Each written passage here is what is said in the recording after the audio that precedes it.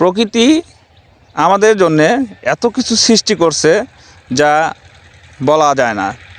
এই যে আপনারা ফুলটি দেখতেছেন, এই যে ফুলটি দেখতেছেন, এই ফুলটি আসলে কিসের ফুল যদি জিজ্ঞাসা করা হয়, আমি মনে করি 100% লোকের মধ্যে প্রায় 90% লোক এটা সম্পর্কে কোনো কিছু বলতে পারবে না।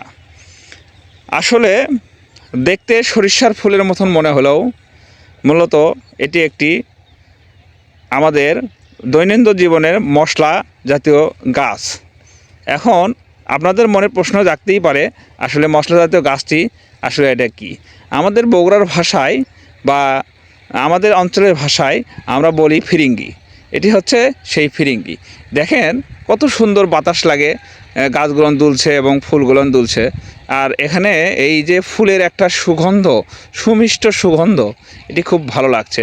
বিশেষ করে হচ্ছে মৌমাছি এখান থেকে মধু সংগ্রহ করছে, এটা দেখে আমাকে আরও আবেগ আপ্লুত করে ফেলায়। এই জন্যেই গ্রামে এবং হচ্ছে জমিতে না আসলে আসলে মানুষ বুঝতে পারে না সে আসলে কি মিস করছে।